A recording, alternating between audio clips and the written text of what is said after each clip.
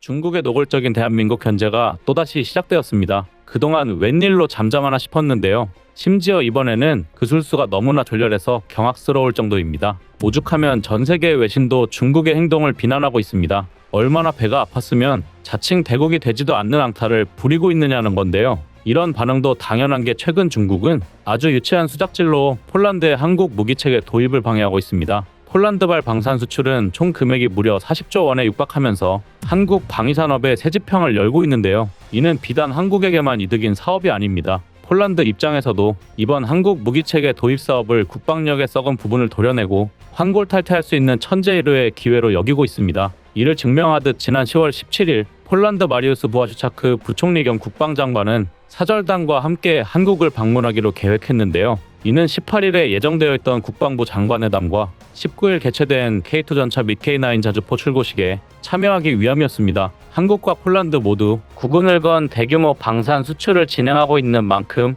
앞으로의 상황을 논의하고 양 국가의 파트너십을 다져가기 위해서였는데요. 그러나 결론적으로 마리우스 부총리는 한국을 방문하는 데 실패했습니다. 다름 아닌 중국이 폴란드 사절단을 태운 전용기가 자국 영공을 지나는 것을 거부하며 목리를 부렸기 때문입니다. 폴란드에서 한국으로 가는 최단 직항로는 필수적으로 중국 영공을 지나야 하는데요. 중국을 우회하는 방법도 있지만 그렇게 되면 운항 거리가 기하급수로 늘어 중간 급유를 받아야 하는 등 왕복 시간이 배 이상 소모됩니다. 상황이 이렇게 되자 결국 마리우스 부총리가 방안 자체를 취소하는 초유의 사태까지 벌어졌습니다. 이게 무슨 어이없는 일인가 싶은데요. 아무리 한국의 군사적 성장을 고가워하고 있다고 해도 이런 심각한 국제외교 결례까지 범하는 중국을 이해하기 어렵습니다. 아닌 게 아니라 중국의 목리는 오히려 최악의 자충수가 되어 제 발목을 잡는 꼴이 되고 말았습니다. 가장 큰 문제는 중국과 폴란드 그리고 러시아의 관계입니다. 우크라이나 전쟁을 계기로 세계 대부분의 국가가 러시아 제재에 동참했습니다. 그러나 중국은 지금까지도 물밑에서 러시아의 군사 반도체를 지원하다 발각되는 등 온갖 추태를 일삼고 있습니다. 일각에서는 우크라이나 전쟁과 러시아 제재를 통해 세계 평화를 원하는 정상 국가와 자국의 이익을 위해서는 전쟁도 불사하는 비정상 국가가 확연하게 구분되어 있다고 주장할 정도입니다. 더군다나 폴란드는 러시아의 우크라이나 침공에 가장 격렬히 항의 중인 국가입니다. 애초에 폴란드가 한국 무기 체계를 대규모로 도입하는 이유도 우크라이나의 자국의 무기를 너무 많이 지원해서 전력 공백이 발생했기 때문입니다. 그런데 이런 상황에서 중국이 폴란드의 한국 무기 체계 수입을 방해했다는 건 아무리 잘해줘봐야 러시아를 대신해서 국제 활동에 나섰다는 걸 광고하는 꼴입니다. 즉 러시아의 대변인 노릇을 하고 있다는 건데요. 게다가 폴란드와 중국의 관계도 문제입니다. 사실 우크라이나 전쟁이 발발하기 전만 해도 폴란드는 친중 국가였습니다. 실제로 폴란드는 지난 2015년 1대1로 관련 양해각서에 서명하며 중국의 유럽 진출 관문을 자처했습니다. 지리적으로도 폴란드는 독일과 러시아, 그리고 체코, 슬로바키아, 우크라이나, 벨라루스, 러시아 등 CIS 국가들과 국경을 접하고 있는데요. 이 덕에 중국에서 유럽으로 이어지는 철도 화물 수출의 90%를 책임지는 물류 허브이기도 했습니다. 다시 말해 폴란드와 중국은 경제, 정치적으로 상당히 긴밀한 관계였는데요. 오죽하면 폴란드와 중국은 전쟁 전만 해도 서로를 포괄적인 전략적 동맹관계로 분류했습니다. 이는 국가 간 우호관계에서 최상위의 개념으로 해당 국가와 중요한 군사동맹 관계라는 의미입니다. 알기 쉽게 한국을 예로 들자면 유일하게 미국만이 포괄적인 전략적 동맹관계로 분류되어 있는데요. 그만큼 우크라이나 전쟁 전만 해도 폴란드와 중국의 사이가 각별했다는 방증입니다. 그런데 중국은 이런 과거가 무색하게 깡패짓 한 번으로 폴란드와의 관계를 망쳐버렸습니다. 지금까지 1대1로를 통해 제멋대로 휘둘러왔던 동남아시아 여러 국가들처럼 폴란드도 자신들 마음대로 주무를 수 있으리라 착각했던 건데요. 그러나 폴란드는 지금 러시아를 막지 못하면 나라가 망할지도 모른다는 절박한 상황에 내몰려 있는 데다 중국과 비교 자체가 무색한 대한민국이라는 최고의 파트너를 얻었습니다.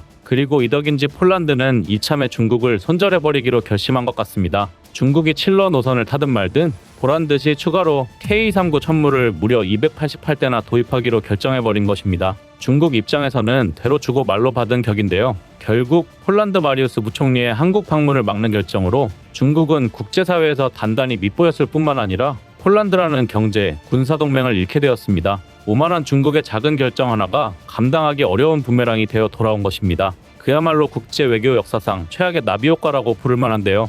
그런데 재미있는 건 중국의 목리가 불러온 나비 효과가 여기서 끝이 아니라는 것입니다. 이 작은 결정은 지구 반대편의 나라에까지 영향을 미쳐 어마어마한 결정을 내리게 했는데요. 중국 때문에 뜻하지 않게 피해를 본 주인공은 바로 미국입니다. 폴란드가 천무 도입을 확정 지으면서 미국의 발등에 불이 떨어진 건데요. 사실 폴란드는 천무가 아니라 M14의 하이마스를 도입하려고 했습니다. 전장 7m, 전폭 2.4m, 전고 3.2m의 궤도형 다연장 로켓포인 하이마스는 우크라이나 전쟁에서 활약하면서 우리 국민분들에게도 많이 익숙해진 무기체계인데요. 360도 회전이 가능한 한 개의 로켓포드가 탑재되어 있고 최대 사거리 300km의 에이테캠스 한 발을 발사할 수 있는 다연장 로켓포의 대명사나 다름없는 무기체계입니다. 하이마스는 160초 남짓에 불과한 빠른 재장전 시간과 궤도형인 만큼 최대 시속 85km에 달하는 높은 기동력이 강점인데요. 혹시 모를 러시아 침공에 대비하기 위해 화력을 최대한으로 끌어올려야 하는 폴란드에게는 최선의 선택지인 것입니다. 그러나 하이마스에는 아주 치명적인 문제가 있는데요. 미국의 하이마스 생산력으로는 폴란드가 원하는 납기일에 맞출 수 없다는 것입니다. 그러니까 따지고 보면 천무는 하이마스 대신 폴란드가 선택한 차선책이었던 셈입니다.